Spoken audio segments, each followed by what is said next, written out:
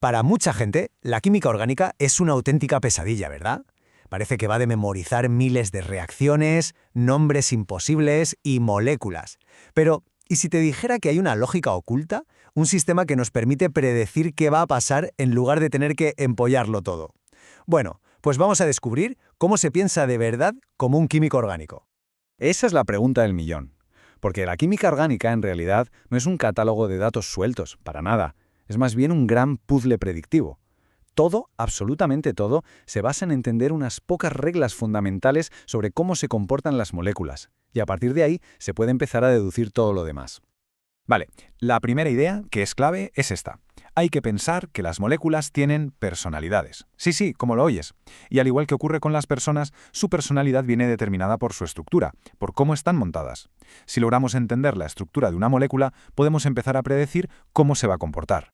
Aquí tenemos un ejemplo perfecto para que se entienda. El butano y el metilpropano. A ver, ambos tienen exactamente los mismos átomos, 4 carbonos y 10 hidrógenos. ¿Pero son iguales? Pues no, están conectados de forma distinta. El butano es una cadena recta y el metilpropano tiene una ramificación. Y esa pequeña diferencia en su estructura hace que tengan propiedades totalmente distintas, como sus puntos de ebullición. Esto es lo que llamamos isómeros, y son la prueba de que en química la forma importa, y mucho.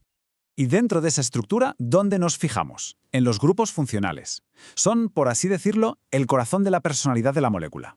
En lugar de volvernos locos mirando toda la cadena de carbonos, nos vamos a centrar en estas agrupaciones de átomos, como puede ser un alcohol o un doble enlace, porque es justo ahí donde ocurre toda la acción, donde está la chicha de la química. Venga, vamos con el segundo principio que lo gobierna prácticamente todo en química: la búsqueda de la estabilidad. Las moléculas, como casi todo en la naturaleza, siempre tienden a ir hacia un estado de menor energía, o sea, un estado más estable, más cómodo. Las reacciones químicas, en el fondo, no son más que el camino que siguen las moléculas para llegar a ese estado de calma. Para que esto se vea claro, vamos a plantear un pequeño problema. Tenemos aquí dos alcoholes, fenol y ciclohexanol. La pregunta es, ¿cuál de los dos tiene más ganas de soltar un protón? O lo que es lo mismo, ¿cuál es más ácido? La respuesta, como podemos imaginar, está en cómo de estable es la molécula que se queda después de soltarlo. A ver, pensemos. Si el ciclohexanol pierde su protón, la carga negativa que deja se queda ahí, atrapada. Se queda concentrada en el átomo de oxígeno. Y una carga tan focalizada es una bomba de energía. Es algo muy inestable. Es una situación incómoda que la molécula va a intentar evitar a toda costa. Pero, ¿qué pasa con el fenol? Aquí la historia cambia por completo. Cuando el fenol pierde su protón, esa carga negativa no se queda quieta.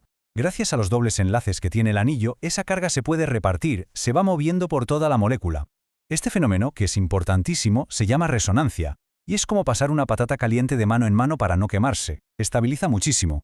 Como la molécula que resulta es súper estable, el fenol original está mucho más dispuesto a soltar su protón, y por eso, bingo, es más ácido.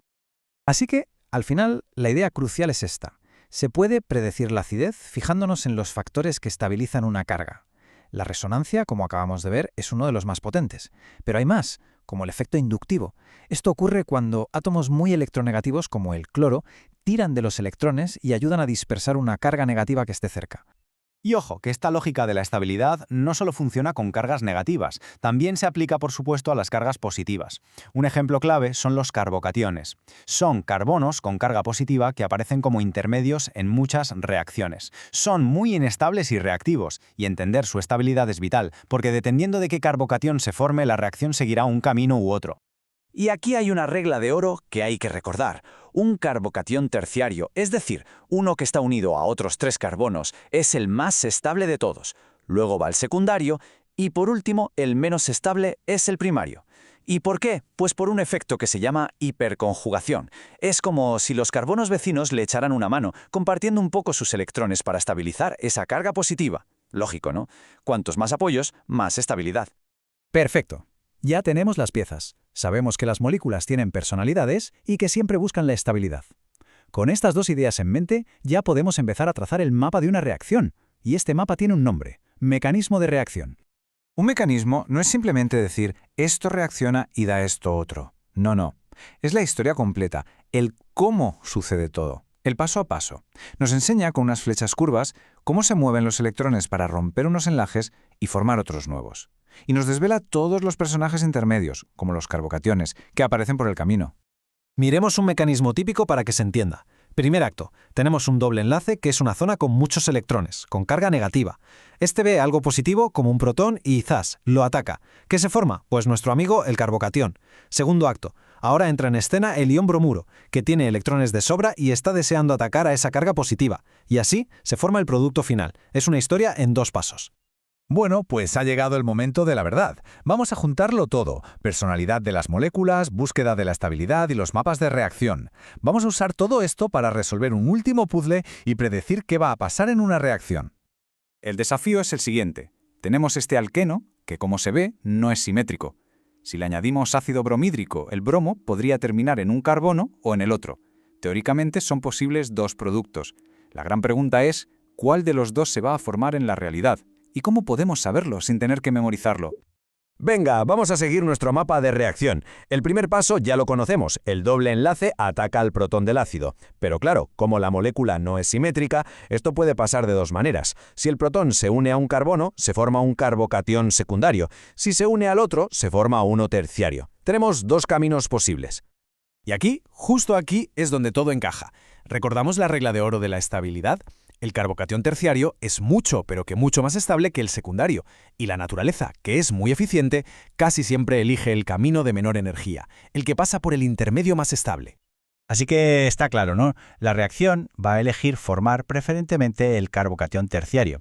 Y una vez que ese es el intermedio, el ion bromuro atacará a ese carbono positivo, dando lugar al producto principal. Y lo mejor de todo es que no hemos memorizado nada, simplemente hemos aplicado la lógica de la estabilidad. El puzzle está resuelto. Y esta es la gran conclusión. La química orgánica no es un ejercicio de memoria. Es un entrenamiento en lógica, en predicción, en ser un detective molecular. Una vez que se entienden los principios básicos de estructura, estabilidad y mecanismos, se puede empezar a descifrar el lenguaje secreto de las moléculas. Y la pregunta ahora ya no es qué tengo que memorizar, sino ¿qué puzzle vamos a resolver ahora?